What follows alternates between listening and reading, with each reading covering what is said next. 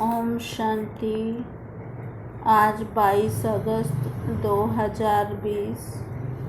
प्राण प्यारे मीठे बाप दादा के महावाक्य। मीठे बच्चे,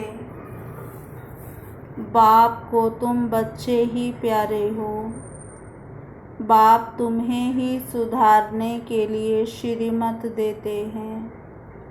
सदा ईश्वरीय मत पर चल, स्वयं को पवित्र बनाओ। प्रश्न: विश्व में शांति की स्थापना कब और किस विधि से होती है?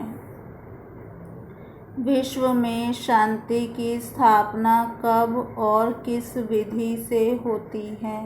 उत्तर: तुम जानते हो, विश्व में शांति तो महाभारत लड़ाई के बाद ही होती है, लेकिन उसके लिए तुम्हें पहले से ही तैयार होना है।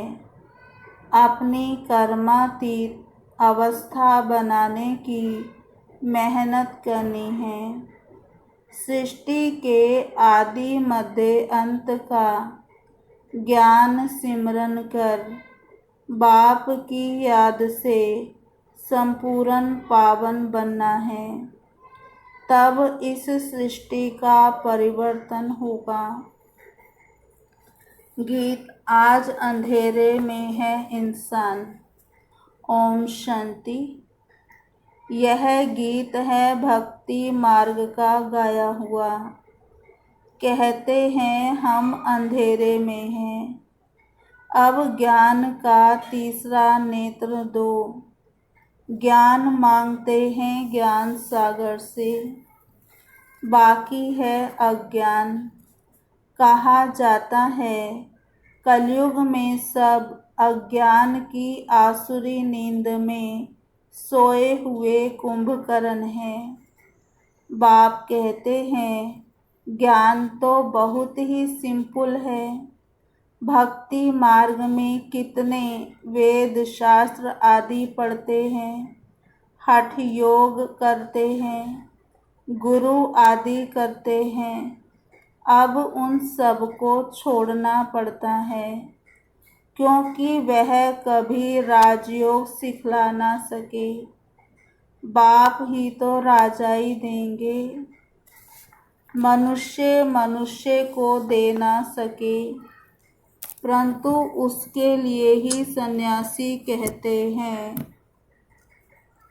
काग विष्टा समान सुख है, क्योंकि खुद घर बार छोड़ भागते हैं। यह ज्ञान सिवाय ज्ञान सागर बाप के और कोई दे ना सके। यह राजयोग भगवान ही सिखलाते हैं। मनुष्य को पावन बना ना सके। पतित पावन एक ही बाप है। मनुष्य भक्ति मार्ग में कितना फंसे हुए हैं। जन्म जन्मांतर से भक्ति करते आए हैं, स्नान करने जाते हैं। ऐसे भी नहीं सिर्फ गंगा में स्नान करते हैं। जहाँ भी पानी का तालाब आदि देखेंगे तो उसको भी पतित पावन समझते हैं। यहाँ भी गौमुख है, झरने से पानी आता है। जैसे कुएं में पानी आता है तो उनको पतित पावनी गंगा थोड़े ही कहेंगे। मनुष्य समझते हैं यह भी तीर्थ है। बहुत मनुष्य भावना से वहाँ जाकर स्नान आदि करते हैं। तुम बच्चों को अभी ज्ञान मिलता है, तुम बतलाते हो तो भी मानते नहीं। अपना देह अहंकार बहुत है। हम इतने शास्त्र पढ़े हैं। बाप कहते हैं यह पढ़ा हुआ सब भूलो। अब इन बातों का मनुष्यों को कैसे पता पड़े? इसलिए बाबा कहते हैं ऐसी ऐसी पॉइंट्स लिख कर एरोप्लेन द्वारा गिराओ। जैसे आजकल कहते हैं विश्व में शांति कैसे हो। कोई ने राय दी तो उनको इनाम मिलता रहता है। अब वह शांति की स्थापना तो कर ना सके। शांति है कहाँ, झूठी प्राइस देते रहते हैं। अब तुम जानते हो विश्व में शांति तो होती है लड़ाई के बाद। यह लड़ाई तो कोई भी समय लग सकती है, ऐसी तैयारी है। सिर्फ तुम बच्चों की ही देरी है। जब तुम बच्चे कर्मातीत अवस्था को पाओ, इसमें ही मेहनत है। बाप कहते हैं मामेकम याद करो और गृहस्थ व्यवहार में रहते कमल फूल समान पवित्र बनो और सृष्टि के आदि मध्य अंत का ज्ञान सिमरन करते रहो। तुम लिख भी सकते हो ड्रामा अनुसार कल्प पहले मुआफिक विश्व में शांति स्थापन हो जाएगी। तुम यह भी समझा सकते हो कि विश्व में शांति तो सतयुग में ही होती है। यहाँ जरूर अशांति रहेगी, परंतु कई हैं जो तुम्हारी बातों पर विश्वास नहीं करते, क्योंकि उनको स्वर्ग में आना ही नहीं है तो श्रीमत पर चलेंगे नहीं। यहाँ भी बहुत हैं जो श्रीमत पर पवित्र रह नहीं सकते। ऊंच ते ऊंच भगवान की तुमको मत मिलती है। कोई की चलन अच्छी नहीं होती है तो कहते हैं ना तुमको ईश्वर अच्छी मत दे। अभी तुमको ईश्वरीय मत पर चलना चाहिए। बाप कहते हैं 63 जन्म तुमने विषय सागर में गोते खाए हैं। बच्चों से बात करते हैं, बच्चों को ही बाप सुधारेंगे ना। सारी दुनिया को कैसे सुधारेंगे। बाहर वालों को कहेंगे बच्चों से समझो, बाहर वालों से बात नहीं कर सकते। बाप बाहर वालों से बात नहीं कर सकते। बाप को बच्चे ही प्यारे लगते हैं, सौतेले बच्चे थोड़े ही लगेंगे। लौकिक बाप भी सपूत बच्चों को धन देते हैं। सब बच्चे समान तो नहीं होंगे। बाप भी कहते हैं जो मेरे बनते हैं उन्हों को ही मैं वर्षा देता हूँ। जो मेरे नहीं बनते हैं वह हजम नहीं कर सकेंगे, श्रीमत पर चल नहीं सकेंगे। वह है भगत। बाबा के बहुत देखे हुए हैं। कोई बड़ा सन्यासी आता है तो बहुत उन्हों के फॉलोअर्स होते हैं। फंड इकट्ठा करते हैं, चंदा इकट्ठा करते हैं, अपनी अपनी ताकत अनुसार फंड्स निकालते हैं। यहाँ बाप तो ऐसे नहीं कहेंगे फंड्स इकट्ठा करो, नहीं। यहाँ तो जो बीज बोएंगे 21 जन्म उसका फल पाएंगे। मनुष्य दान करते हैं तो समझते हैं ईश्वर अर्थ हम करते हैं। ईश्वर समर्पण कहते हैं, वा तो कहेंगे कृष्ण समर्पणम। कृष्ण का नाम क्यों लेते हैं? क्योंकि गीता का भगवान समझते हैं। श्री राधे अर्पणम कभी नहीं कहेंगे, ईश्वर या कृष्ण अर्पणम कहते हैं। जानते हैं फल देने वाला ईश्वर ही है। कोई साहूकार के घर में जन्म लेते हैं तो कहते हैं ना, आगे जन्म में बहुत दान पुण्य किए हैं तब यह बना है। राजा भी बन सकते हैं, परंतु वह है अल्पकाल कागविष्टा समान सुख। राजाओं को भी सन्यासी लोग सन्यास कराते हैं तो उनको कहते हैं स्त्री तो सर्पणी है। लेकिन द्रौपदी ने तो पुकारा है, दुशासन हमें नग्न करते हैं। अब भी अबलाएं कितना पुकारती हैं, हमारी लाज रखो। बाबा यह हमको बहुत मारते हैं, कहते हैं विष दो नहीं तो खून करता हूँ। बाबा इन बंधनों से छुड़ाओ। बाप कहते हैं बंधन तो खलास होने ही हैं, फिर 21 जन्म कभी नग्न नहीं होंगे, वहाँ विकार होता नहीं। इस मृत्यु लोक में यह अंतिम जन्म है, यह है ही विशेष वर्ण। दूसरी बात, बाप समझाते हैं इस समय मनुष्य कितने बेसमझ बन गए हैं। जब कोई मरता है तो कहते हैं स्वर्ग पधारा, लेकिन स्वर्ग है कहाँ, ये तो नर्क है।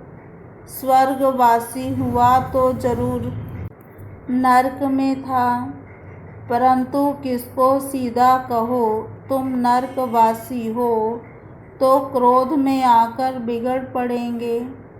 ऐसे ऐसे को तुमको लिखना चाहिए।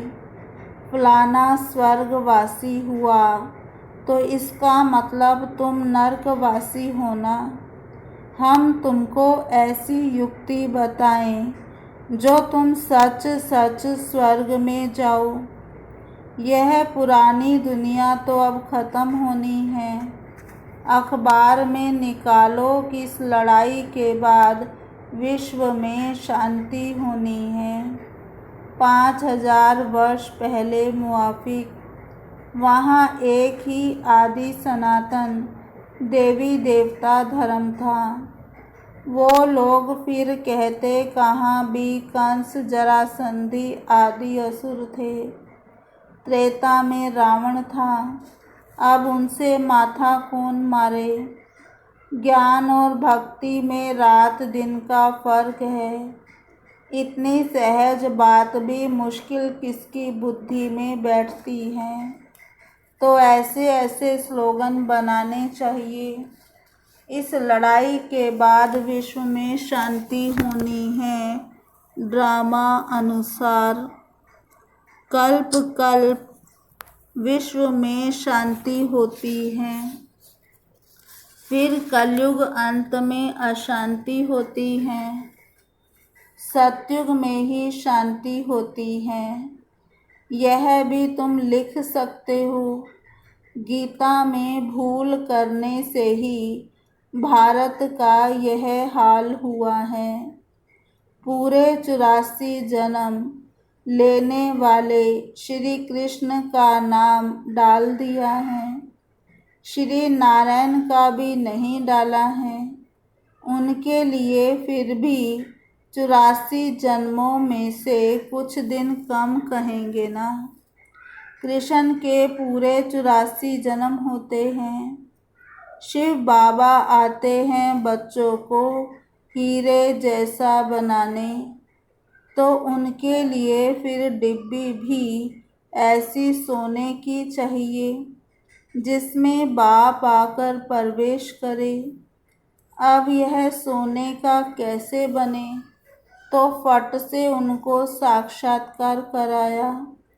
तुम तो विश्व के मालिक बनते हो, अब मामेकम याद करो। पवित्र बनो तो झट पवित्र होने लग पड़े। पवित्र बनने बिगड़ तो ज्ञान की धारणा हो ना सके। शेरनी के दूध के लिए सोने का बर्तन चाहिए। यह ज्ञान तो है परम पिता परमात्मा का, तो धारण करने के लिए भी सोने का बर्तन चाहिए, पवित्र चाहिए तब धारणा हो।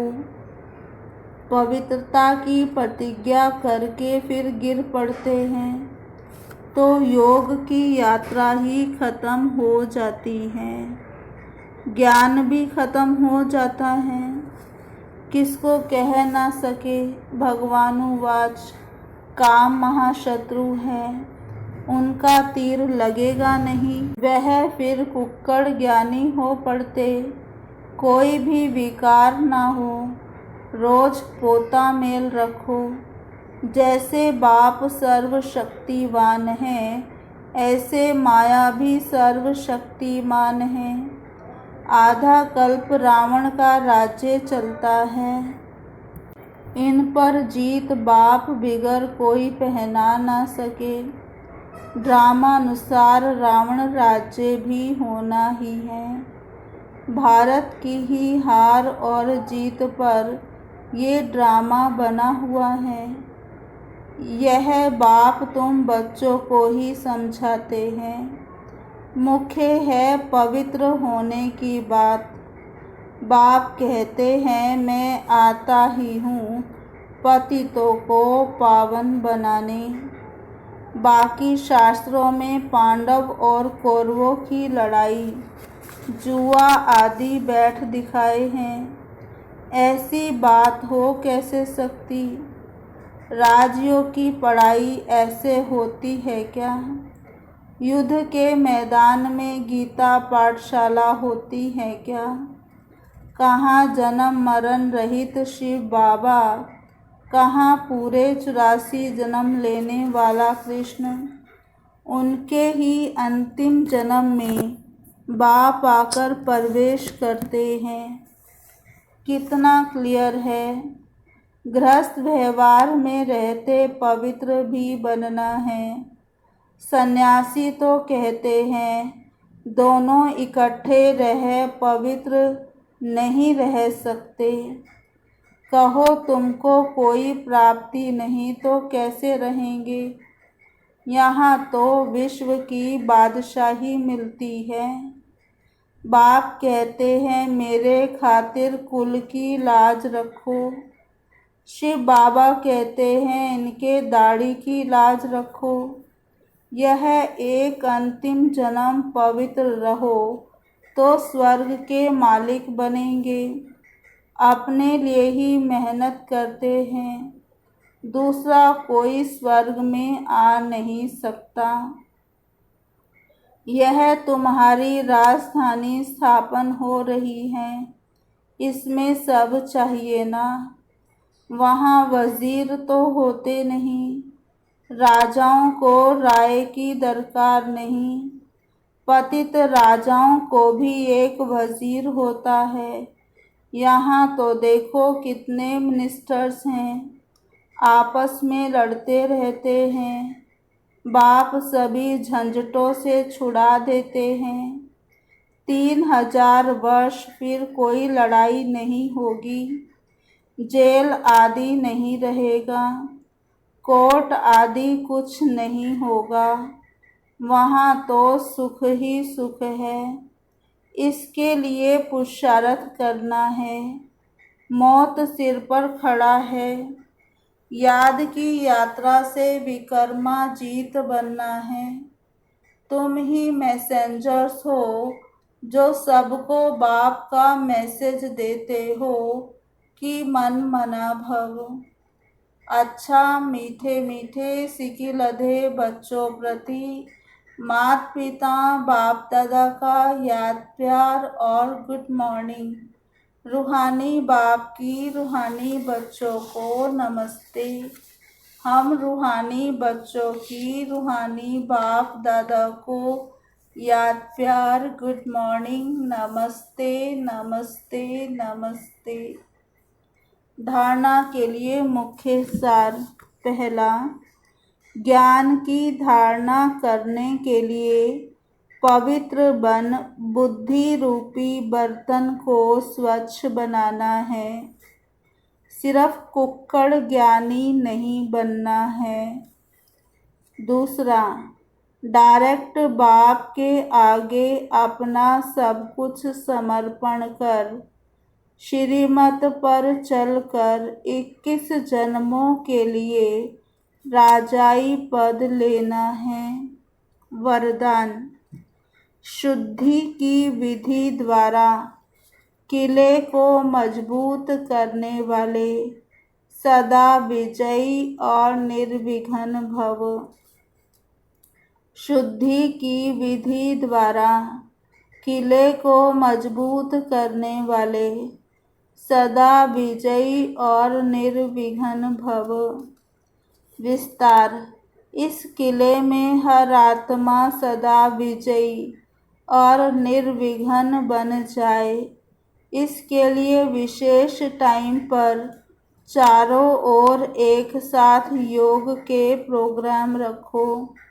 फिर कोई भी इस तार को काट नहीं सकेगा, क्योंकि जितनी सेवा बढ़ाते जाएंगे उतना माया अपना बनाने की कोशिश भी करेगी।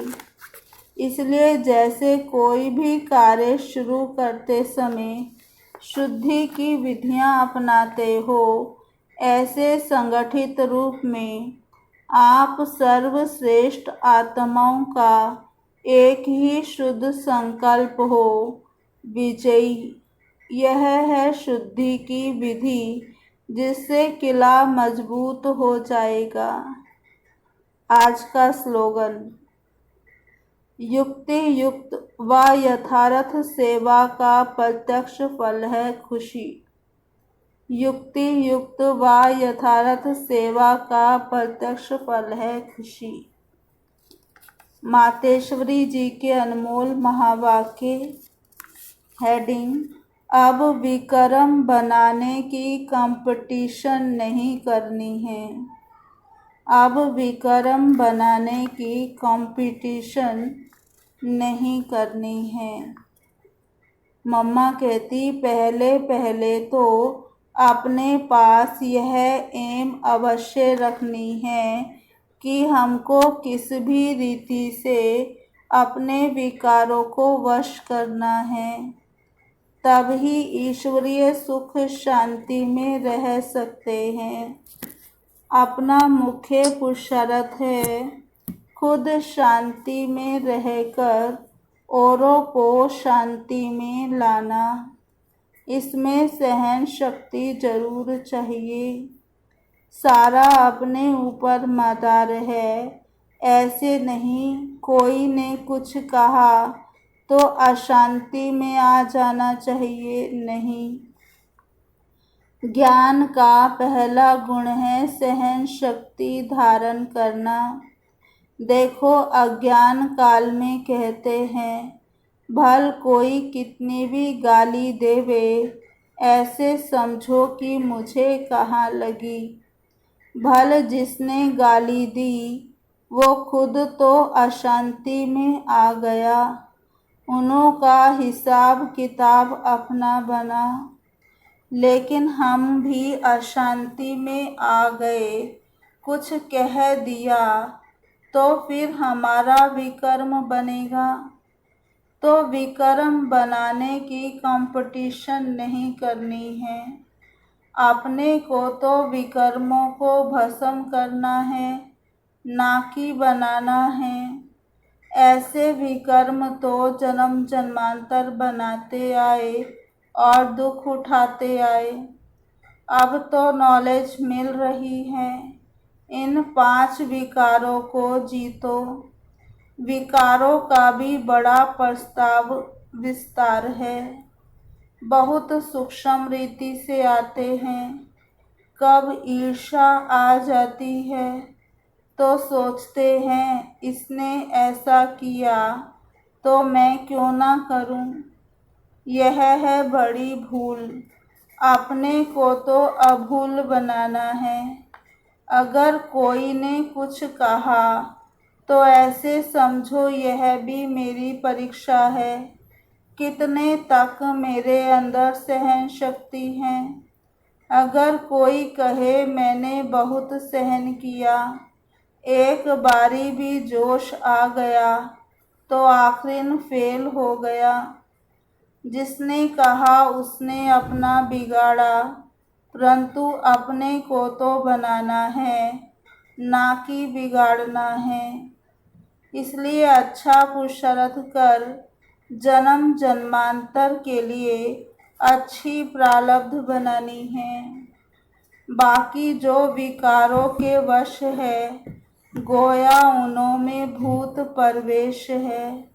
भूतों की भाषा ही ऐसी निकलती है, परंतु जो दैवी सोल्स हैं उनकी भाषा दैवी ही निकलेगी।